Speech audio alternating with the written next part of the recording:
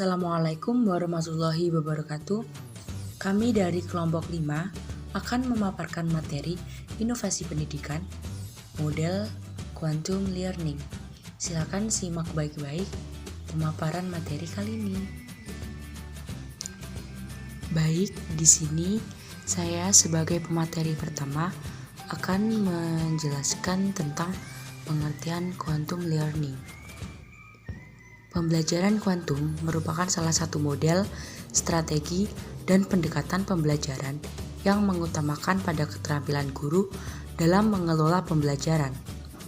Quantum learning ialah kiat, petunjuk, strategi, dan seluruh proses belajar yang dapat mempertajam pemahaman dan daya ingat, serta membuat belajar sebagai suatu proses yang menyenangkan dan bermanfaat. Beberapa teknik yang dikemukakan merupakan teknik meningkatkan kemampuan diri yang sudah populer dan umum digunakan. Quantum learning berakar dari upaya Georgi Lozanov, pendidik berkebangsaan Bulgaria, yang melakukan eksperimen yang disebut dengan sugestologi atau sugestopedia. Istilah kuantum dipinjam dari dunia ilmu fisika yang berarti interaksi yang mengubah energi menjadi cahaya. Maksud dalam pembelajaran kuantum yaitu pengubahan bermacam-macam interaksi yang terjadi dalam kegiatan belajar mengajar. Interaksi-interaksi inilah yang mengubah kemampuan serta bakat alamiah guru serta siswa menjadi hal yang bermanfaat bagi kemajuan mereka dalam proses belajar mengajar secara efektif dan efisien. Assalamualaikum warahmatullahi wabarakatuh. Saya Muhammad Amri Fadilah akan menjelaskan karakteristik quantum teaching. Pembelajaran kuantum memiliki karakteristik umum yang dapat memantapkan dan menguatkan sosoknya. Beberapa karakteristik umum yang dapat membentuk sosok pembelajaran kuantum sebagai berikut. Yang pertama adalah pembelajaran kuantum sangat menekankan kealamian dan kewajaran proses pembelajaran, bukan keartifisialan atau keadaan yang dibuat-buat. Karena kealamian dan kewajaran menimbulkan suasana nyaman, segar, sehat, rileks, santai, dan menyenangkan. Sedangkan keartifisialan atau kepura-puraan menimbulkan suasana tegang, kaku, dan membosankan. Selanjutnya adalah pembelajaran kuantum mengutamakan keberagaman dan kebebasan, bukan keseragaman dan ketertiban. Keberagaman dan kebebasan dapat dikatakan sebagai kata kunci selain interaksi. Oleh karena itu, dalam proses pembelajaran kuantum berkembang ucapan selamat datang keberagaman dan kebebasan atau selamat tinggal keseragaman dan ketertiban. Disinilah perlunya diakui keragaman gaya belajar siswa atau pembelajar, dikembangkannya aktivitas-aktivitas pembelajar yang seragam, dan digunakannya bermacam-macam kiat dan metode pembelajaran. Selanjutnya adalah pembelajaran kuantum mengintegrasikan totalitas tubuh dan pikiran dalam proses pembelajaran. Aktivitas total antara tubuh dan pikiran membuat pembelajar bisa berlangsung lebih nyaman dan lebih optimal. Selanjutnya adalah pembelajaran kuantum memusatkan perhatian pada pembentukan keterampilan akademis, keterampilan dalam hidup, dan potensi fisikal dan material. Ketiganya harus diperhatikan. Dikatakan demikian karena pembelajaran yang berhasil bukan hanya terbentuknya keterampilan akademis dan prestasi fisikal pembelajaran, namun lebih penting lagi adalah terbentuknya keterampilan hidup belajar. Selanjutnya adalah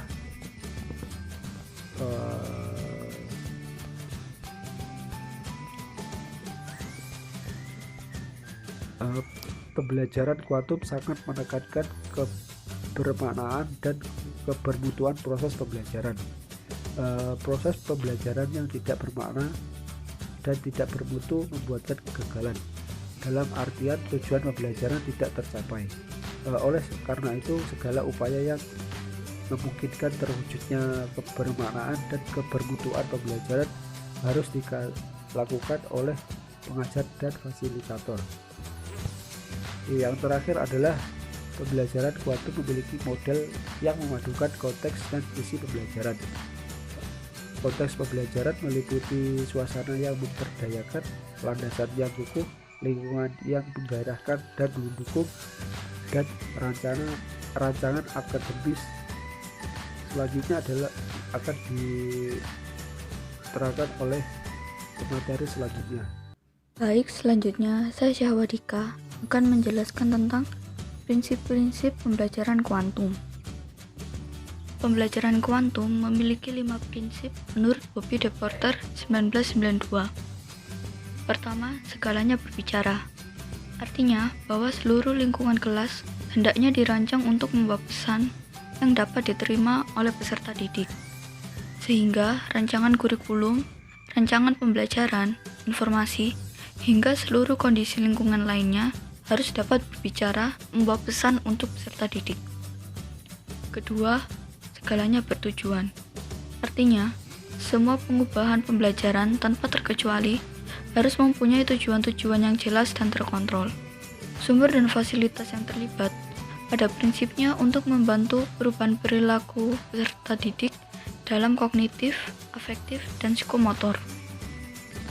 Ketiga, pengalaman sebelum pemberian nama. Sebelum peserta didik belajar memberi nama, hendaknya peserta didik telah memiliki pengalaman informasi yang terkait dengan upaya pemberian nama tersebut. Pemberian nama tersebut bisa diartikan sebagai mendefinisikan, mengkonseptualisasi, membedakan, dan mengkategorikan. Keempat, mengakui setiap usaha. Semua usaha belajar yang telah dilakukan peserta didik harus memperoleh pengakuan dari guru dan peserta didik lainnya. Pengakuan tersebut sangat penting agar peserta didik selalu berani melangkah ke bagian berikutnya dalam pembelajaran. Terakhir, merayakan keberhasilan. Setiap usaha dan hasil yang diperoleh dalam pembelajaran pantas untuk dirayakan. Hal tersebut diharapkan memberikan umpan balik dan motivasi untuk kemajuan dan peningkatan hasil belajar peserta didik berikutnya. Sekian yang bisa saya sampaikan. Selanjutnya akan dijelaskan oleh teman saya. Langkah-langkah pembelajaran kuantum ini menurut Bobby DePorter. Langkah-langkah pembelajaran kuantum dikenal dengan singkatan TANDUR yang terdiri dari huruf T, A, N, D, U, R. Yang pertama yaitu tumbuhkan. Konsep tumbuhkan ini sebagai konsep operasional dari prinsip bawalah dunia mereka ke dunia kita, sertakan diri mereka, pikat mereka, puaskan keinginan tahuan, buatlah siswa tertarik atau penasaran tentang materi yang akan diajarkan. Dengan usaha menyertakan siswa dalam pikiran dan emosinya, sehingga tercipta jalinan dan kepemilikan bersama atau kemampuan saling memahami. Dari hal tersebut tersirat bahwa dalam pendahuluan pembelajaran dimulai guru menumbuhkan sikap positif dengan menciptakan lingkungan yang positif, lingkungan sosial, sarana belajar, serta tujuan yang jelas dan memberikan makna pada siswa sehingga menimbulkan rasa ingin tahu. Yang kedua yaitu dengan huruf A, yaitu alami. Pada tahap ini, gunakanlah penjelasan yang biasa dan mudah dipahami oleh setiap siswa. Buatlah segala pengalaman yang berkaitan dengan kehidupan siswa. Tahap ini, jika kita tulis pada rencana pelaksanaan pembelajaran, terdapat pada kegiatan inti. Konsep ini mengandung pengertian bahwa dalam pembelajaran, guru harus memberi pengalaman dan manfaat terhadap pengetahuan yang dibangun sehingga menimbulkan hasrat alami otak untuk menjelajah. Yang ketiga, yaitu dengan huruf N, yang berarti namai. Pada langkah ini, buatlah sebuah kode, simbol, rumus, rencana, dan strategi dalam setiap konsep yang ada. Ini bisa dicontohkan pada saat kita menghafal rumus dengan bernyanyi. Konsep ini juga berada pada kegiatan inti, yang mengandung maksud bahwa penamaan memuaskan hasrat alami otak untuk memberikan identitas, menguatkan, dan mendefinisikan. Yang ketiga yaitu dengan huruf D. D didemonstrasikan.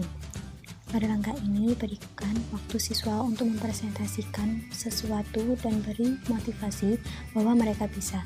Pada tahap ini adalah memberi kesempatan siswa untuk menunjukkan bahwa siswa tahu.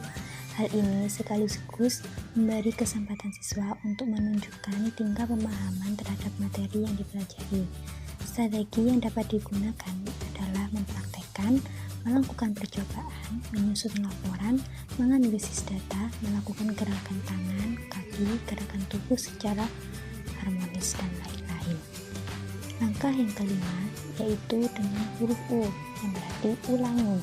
Pada langkah ini, guru harus memberikan contoh dan cara untuk dan metode dalam mengulangi mata pelajaran. Ini bisa dilakukan dengan cara meyakinkan diri dan mengulangi pelajaran seperti biasa. Tahap ini dilaksanakan untuk memperkuat koneksi saraf dan menumbuhkan rasa "aku tahu bahwa aku tahu ini". Kegiatan ini dilakukan secara multimodalitas dan multi kecerdasan. Langkah yang terakhir yaitu dengan huruf R, yaitu rayakan.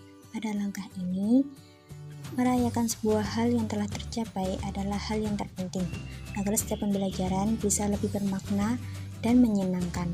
Contoh perayaan sederhana yang dapat dilakukan dalam kelas adalah dengan tepuk tangan, kejutan, mencatat di buku, dan berteriak. Bisa juga dengan pujian dari guru kepada siswa, dengan maksud memberikan rasa puas untuk menghormati usaha, ketekunan, dan kesuksesan yang akhirnya memberikan rasa kepuasan dan kegembiraan. Dengan kondisi akhir siswa yang senang, maka akan menimbulkan kegairahan siswa dalam belajar lebih lanjut. Selanjutnya adalah kelebihan quantum learning. Ada beberapa kelebihan quantum learning, salah satunya adalah di sini kami mengambil 5 kelebihan quantum learning, yakni yang pertama, sikap positif. Dalam pembelajaran kuantum, lebih menekankan pada sugesti positif dan menghindari sugesti negatif. Tujuannya adalah untuk menanamkan sikap positif pada siswa. Karena sugesti positif akan mengarahkan pikiran anak terhadap perasaan dan tingkah laku dari suatu keadaan yang dikehendakinya. Yang kedua adalah motivasi. Motivasi menentukan intensitas usaha anak dalam belajar. Dengan kata lain, dengan adanya usaha yang tekun dan terutama didasari adanya motivasi, maka seorang anak akan dapat melahirkan prestasi yang baik. Makin tepat motivasi yang diberikan, makin berhasil pembelajaran itu. Selanjutnya, yang ketiga adalah keterampilan belajar seumur hidup. Dalam quantum learning, terdapat beberapa keterampilan belajar yang dapat meningkatkan belajar seseorang. Keterampilan itu sebagai modal seseorang untuk hidup. Karena orang hidup yang dinamis dan tidak ketinggalan zaman adalah orang yang terus belajar. Yang keempat adalah kepercayaan diri. Dengan mengetahui dan melaksanakan beberapa keterampilan yang ada dalam quantum learning, seseorang akan merasa percaya diri dengan potensi yang dimilikinya. Sebab dalam quantum learning membimbing seseorang menuju arah keberhasilan. Yang terakhir adalah sukses. Dengan mengikuti petunjuk-petunjuk yang ada dalam quantum learning, seseorang akan merasakan hasil yang memuaskan, meraih kesuksesan dengan penuh semangat dan keriangan. Yang terakhir adalah kelemahan quantum learning. Di sini kami mengutip 3 kelemahan, yakni 1. Memerlukan dan menuntut keahlian dan keterampilan guru lebih khusus. Jadi, guru yang menerapkan metode atau model quantum learning ini tidak sembarangan guru. Guru harus mempunyai keahlian khusus dan mempunyai keterampilan yang bisa memadai dengan quantum learning. Yang kedua adalah memerlukan proses perancangan dan persiapan pembelajaran yang cukup matang dan terencana dengan cara yang lebih baik. Untuk perancangan dan persiapan model pembelajaran ini tidak sembarangan dan harus direncanakan dengan sangat matang dan sangat terencana dengan baik. Oleh karena itu, cukup sulit untuk menyelenggarakan model pembelajaran kuantum ini. Yang terakhir adalah adanya keterbatasan sumber belajar, alat belajar, dan menuntut situasi dan kondisi serta waktu yang lebih banyak. Jadi, sebuah lembaga pendidikan yang ingin menyelenggarakan pembelajaran model kuantum ini harus mempunyai alat yang cukup lengkap dan sumber belajar yang tidak terbatas. Dan selain itu, harus terdapat kondisi dan menciptakan kondisi dan situasi yang kondusif. Oleh karena itu, tidak semua sekolah atau lembaga pendidikan bisa menyelenggarakan quantum learning ini. Sekian pemaparan materi tentang quantum learning. Mohon maaf apabila ada salah-salah kata. Saya ucapkan terima kasih untuk kalian yang sudah menyempatkan waktu untuk menonton. Wassalamualaikum warahmatullahi wabarakatuh.